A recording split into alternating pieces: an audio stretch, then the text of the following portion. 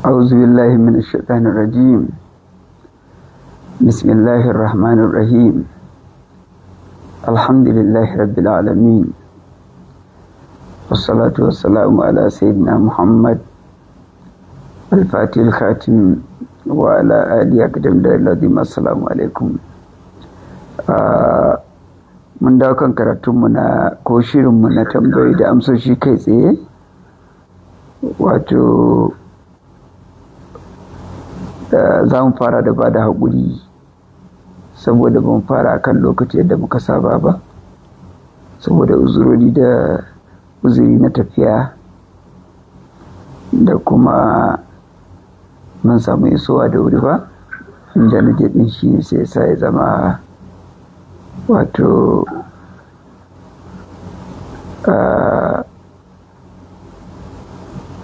abin ya zama haka, amma dai insha Allah za mu gabatar yanzu. Ga wannan bawan Allah dan uwa mai tambaya na cewa sunansa Basiru Ibro, yake assalamu alaikum ya Sheikh, babana ne yake zama a ƙasar Mali, yana da mata 3 tare da su, amma mamata sai ya tura ta gida Nijar tsawon shekaru 17, sai idan ya yi shekaru 2 ko 3 ya koma Nijar ya yi wata 1 ko 2, shi kenan ya dawo ƙasar Mali inda matansa 3 suke, kuma yanzu ba ciyarwa, ba sutura, ba kuɗi. Ni ne ɗanta ke yin wannan, yana da kuɗi, ya kore ni daga ma'aikatarsa. Tambaya, me ya haƙƙin mamata a gunsa? Na ɗaya. Na biyu, me ya kamata na yi domin mamata wannan aure ya ishe ta, da sauransu. To dan uwa, in na fahimce ka, wato mahaifinka yana da mata 4, mata 3 suna tare da shi a Mali, ɗaya kuma ita wacce take mahaifiyar taka ya maida ta Nijar da zama, can gida Nijar, kamar yadda na fahimta kamar Nijar ɗin ne gida.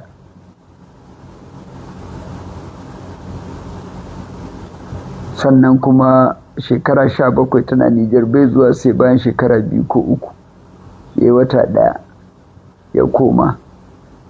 Kuma ita mahaifiyar naka yanzu abin ya ishe ta, ba ci ba sha ba tufatarwa ba, duk kai kake ɗaukar nauyi, kai ɗin ma ya kore ka daga ma'aikatarsa.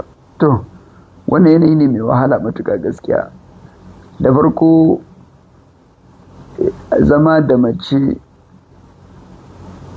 in dai ba da yaddanta ba ne ta sarayar da haƙƙinta na kwanakin aure, to tabbas an cutar mata, sai dai in ita ta haƙura ko don maslaha ko don zaman 'ya'ya ko wani abu mai kama da haka ta haƙura. Amma in ba haka ba, lallai akwai cutarwa. In yi sarayar mata da wani haƙƙi, manzo Allah sallallahu alaihi wasallam yana cewa lallai mijin da ba adalci tsakanin matansa zai tashi a filin kiyama bangaren jikinsa ɗaya ya shanye. To wannan kenan. Amma in ita a ƙashin kanta ta ce ta sarayar ko ta yafe masa haƙƙi, wataƙila saboda uzuri ta lura ba ta son rabuwa da shi saboda sun tada yara, ta haƙura ko don wani uzurin, kuma wani irin uzuri ne, to haƙƙinta ne in ta haƙura, Allah ma ya yafe.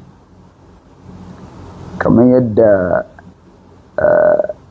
ya zo cikin hadisi, manzara sallallahu alaihi wasallam sai da Saudatu bintu Zama al'amiriya ta ba da haƙƙinta na kwana masai da Aisha radiyallahu anha, take ita ta yafi nata.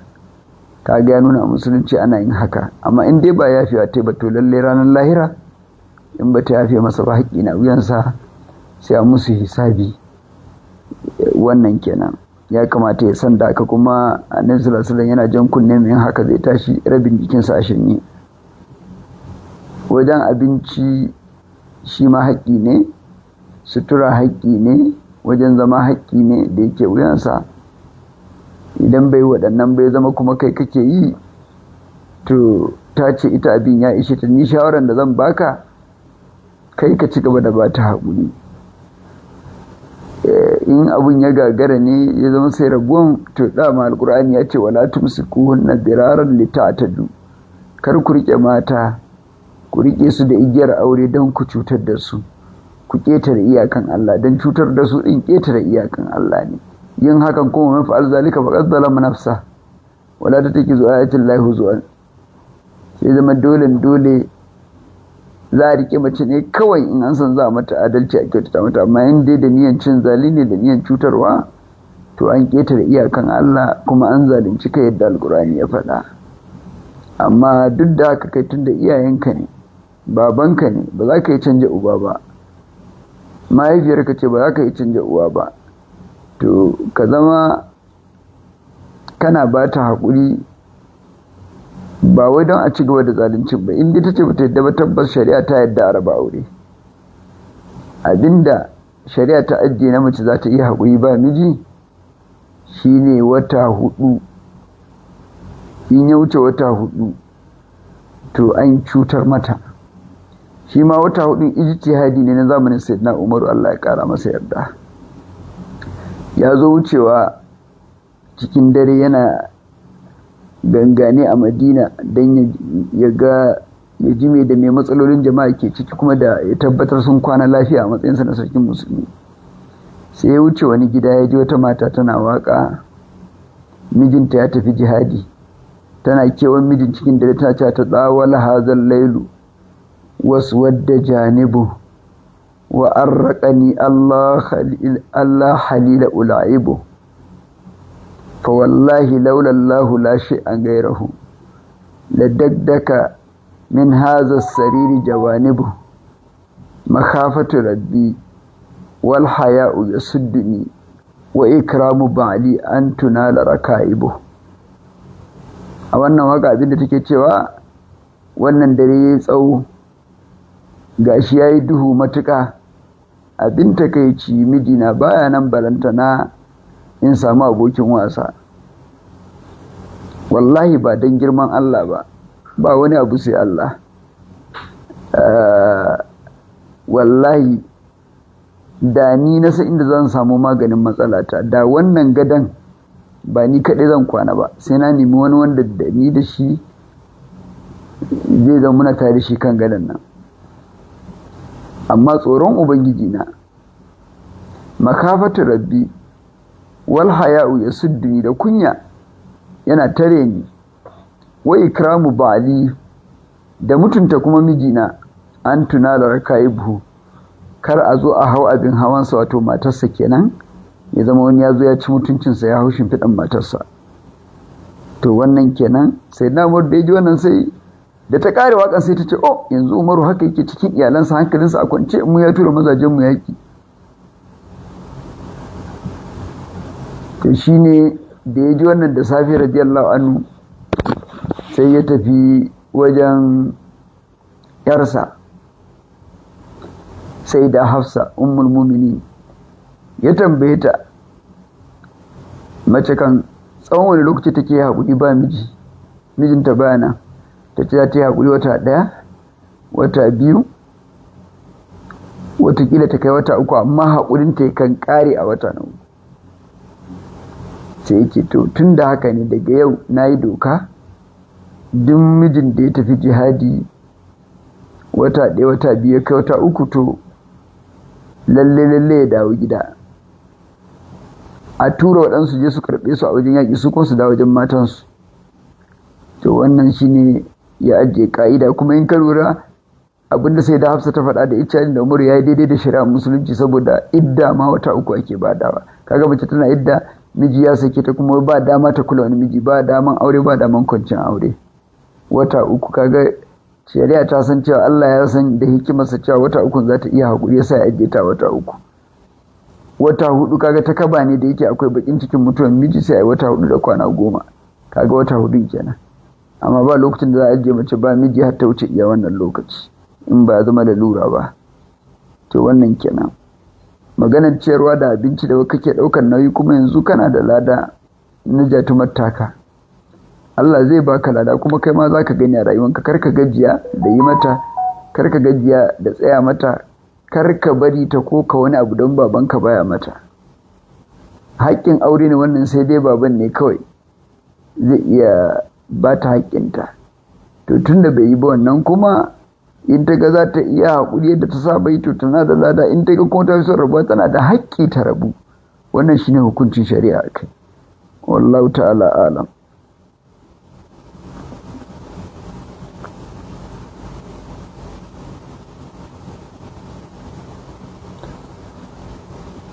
Kuma don cewa ya kore ka daga ma'aikatarsa, kai karkarama masa da haka.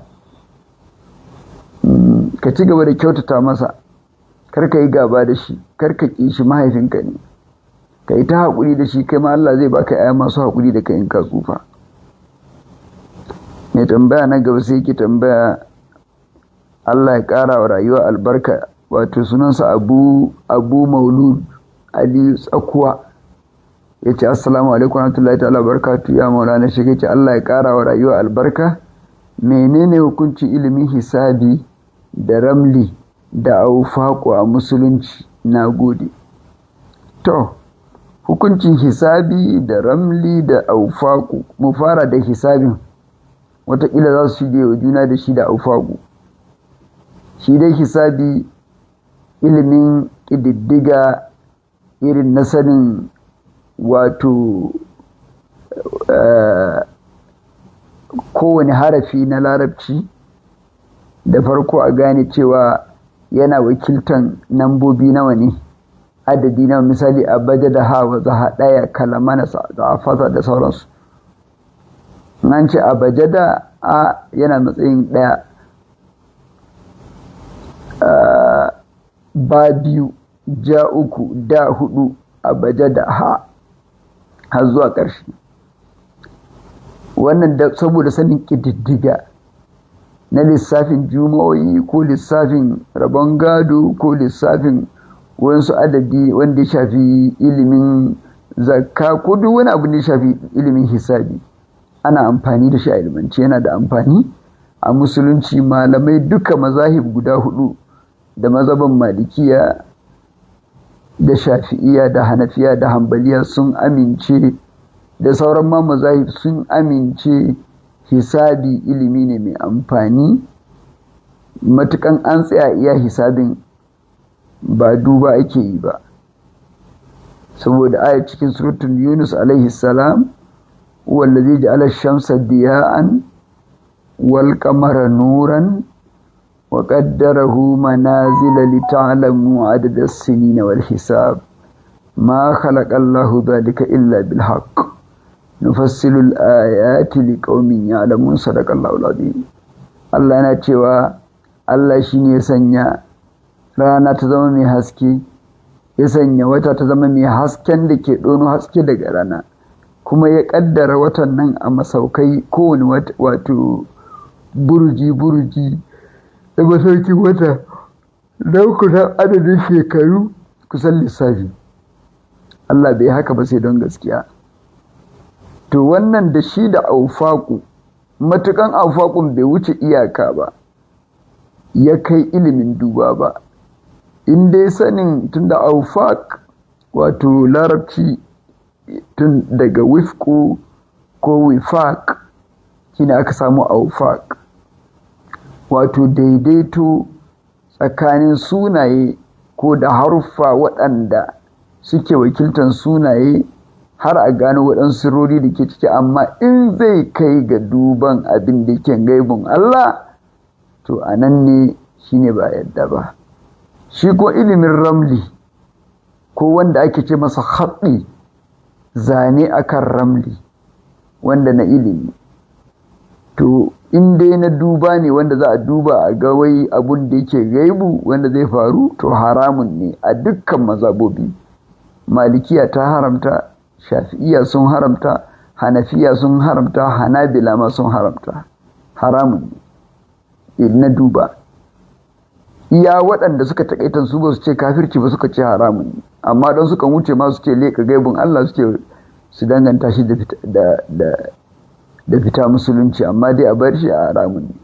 Waɗanda suke ganin kaman wai suna da hujja na ilimin ramli suna cewa ya halatta, suna dogaro da hadisin Imam Muslim Ibn al-Hajjaj al-Qushayri cikin al-Jami' sahih ya rawaito manzon Allah sallallahu alaihi wasallam wani mutumi ya tambaye shi, wani mutumin ƙauye yace ya Rasulullahi, a garin mu akwai masu shafe ƙasa suna haɗi, ma'ana suna ilimin ramli, me hukuncin sa? Manzo Allah sallallahu alaihi wasallam ce kana nabiyyun min al-anbiya yahutu faman wafaqa khattahu fa zaka auka makalin ma zamana. Yace a annabawan da aka yi a baya akwai annabin da yake zane a ƙasa, duk wanda zanen sai dace da zanen annabi ta wannan yayi daidai. To anan ne musamman Hanbaliya suka ce ya za ka yi ka tabbatar zanen ka yayi daidai da zanen annabi, yana nufin annabi Idrisu alaihi salam, dan shine farkon annabin da aka saukar ilimin rubutu da karatu a tarihin dan adam gaba daya. Kafin annabi Idrisu ba a rubutu ba a karanta, har malaman ishtiqaqi na lugha suna cewa shi yasa sunansa ya zama Idris, daga darasa yadrusu karantawa, yana karanta shi aka ce Idris, amma dai shine farkon da ya fara rubutu a tarihin dan adam. To wannan kenan shi na leƙa gaibun shi ne ya zama haramun, shari'a ta haramta, wannan mazabobi duk sun haramta dogaro da nassoshi, wallahu ta'ala alam. Sai na gaba Hassan Abbas Umar ya ce assalamu alaikum, tambaya ta kamar haka,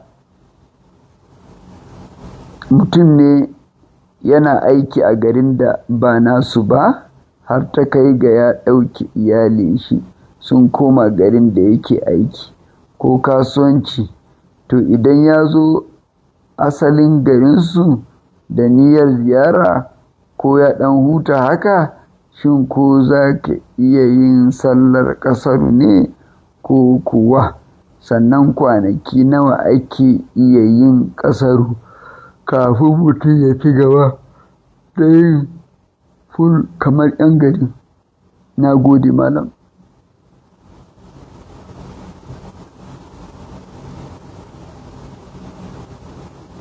Allah ya ƙara basira ya jaddada rahama ga maulana shi, amin.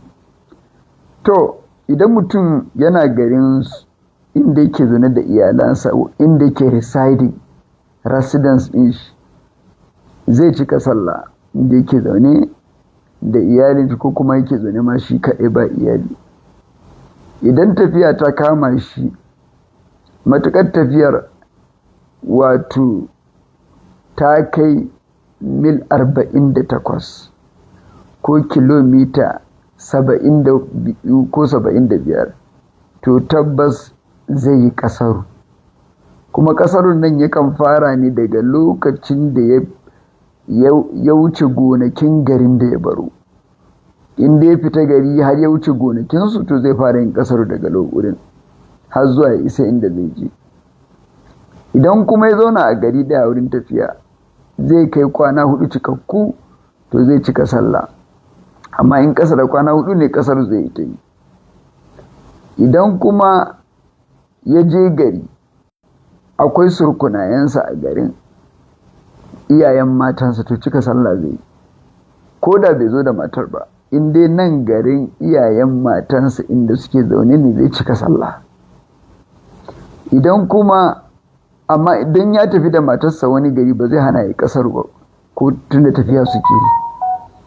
Sannan idan yana da gida a wani gari amma ba can yake zaune ba, nan kuma garin nan yake zaune amma bai da gida, haya yake da matansa da 'ya'yansa, amma can kuma gidan kawai ajiye yake ko ya ba wani haya, to nan inda yake residing a nan ne, wato inda yake zaune a nan ne zai cika sallah. Ko ya je wani gari inda yake da gidaje, matukan ba zama yake a garin ba, to ba zai ƙasar ba, tunda ai gidaje yake da shi, wurin zamansa ake nema, ba wai don mallakan gida ba. Idan kuma ya je garinsu inda yake in ya bar garin ne gaba ɗaya ya dawo nan da zama, to inda dai yake zaune nan ake duba ƙasar, ba wai inda yake ko garin suna aihuwa, matukan ba surkunayensa ne a garin waɗanda za su sa ya cika sallah ba, ko kuma abun nan ko wani abu kaman haka. Amma ta yi kaga dan ya zo da matarsa kawai nan garin, ai ba ya kaura ya bar garin su bane. In ya koma garin su, sir garin su ne. Nan Abuja watakila ya zo aiki, ya zo shi kwaninsa ɗan Katsina ne ko ɗan Daura ko ɗan Kaduna ko Kano ko Bauchi ko Sokoto ko Maiduguri. In ya je gida, ka ga da ba wai kaura ya da Abuja ba, ya je gida da iyalansa, dole nan ma akwai dangi, akwai iyalai, akwai iyaye, akwai surkuna, akwai kaga zai cika sallah. To wannan a takaice shine abin da yake akwai, wallahu ta'ala alam. Sai mai tambaya Musa Sallau Musa na gaba, mai tambaya na gaba yace menene hukuncin malili, ina jin ko dillali yake son cewa, me hukuncin dillali a kasuwanci?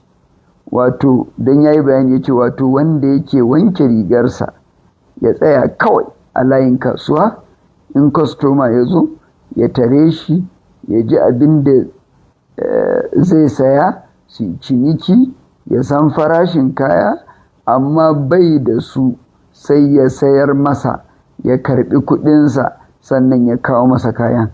Shi bai da asara, a kullum riba yake irgawa. Menene hukuncin hakan a kasuwancin musulunci shari'a? Mu kwana lafiya, amin.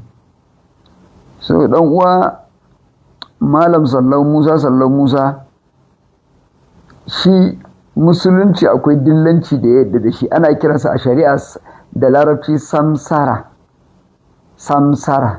ne, shi ana ce masa simsar, mutum wanda yake dillali. Samsara shi ne dillanci, mai dillanci ana ce masa mismar, wato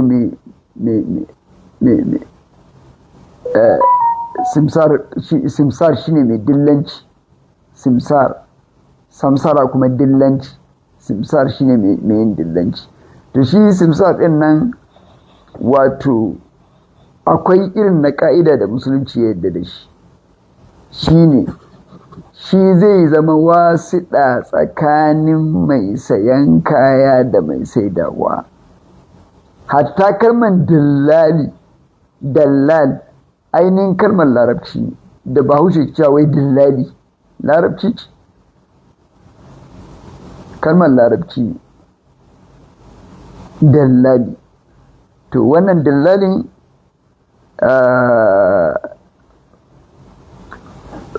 mazhabobi duka hudu sun yadda da dillanci.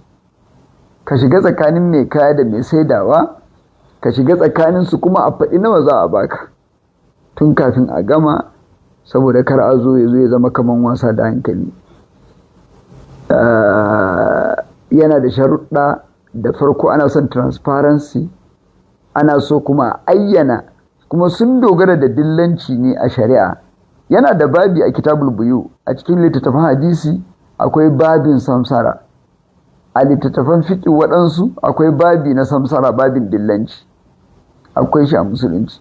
Tun farko alkur'ani sun dogara da ayatul Yusuf alaihi salam, lokacin da ƴan uwan annabi Yusuf aka tume su da sata, aka ce ba ga mudun sarki na awo ba na zinari, sai shi dan shela da aka tura sai ce da suka ce mu ba barayi bane, ce fa ma jaza'u in kuntum kazibi,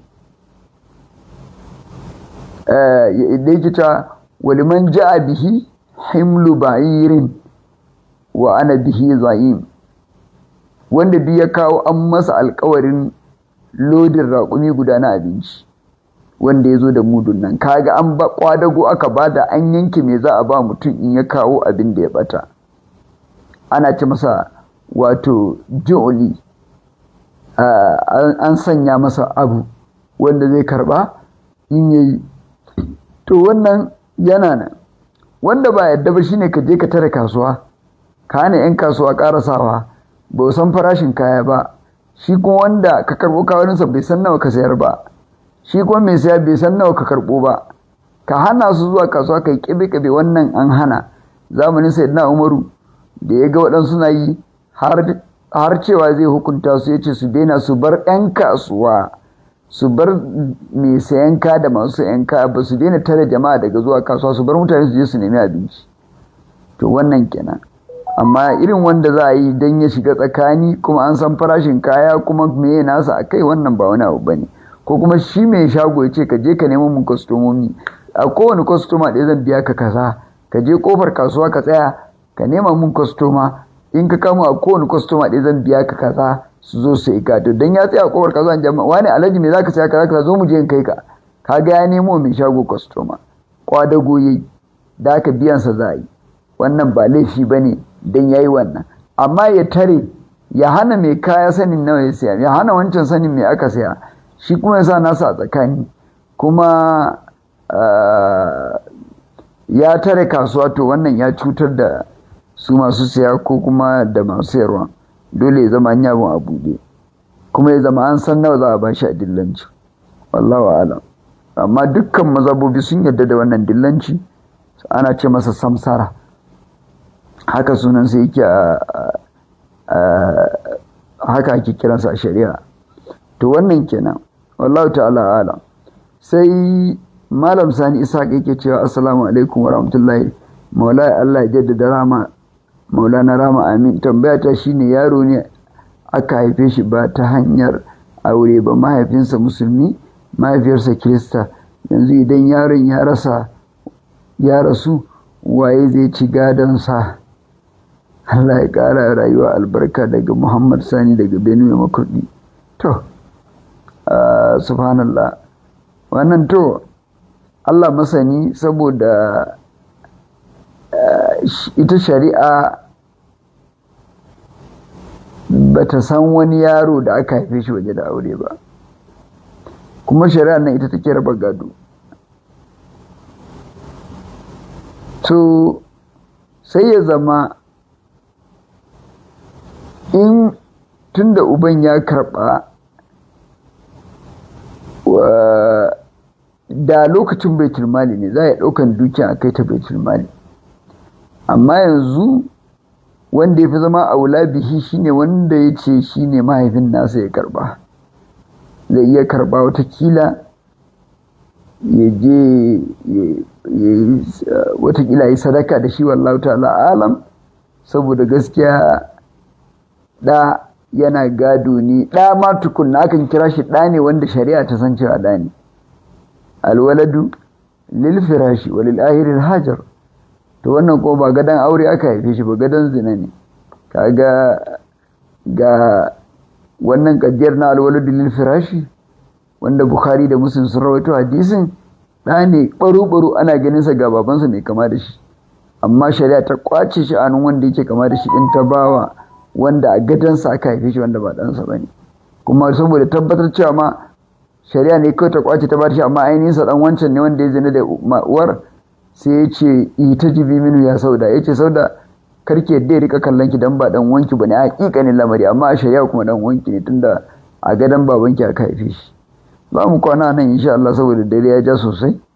In mun dawo watakila in Allah su zan sa mana lokaci a cikin ƙarshen mako mu ƙarasa tambayin mu amsa su da yake suna da yawa insha Allah.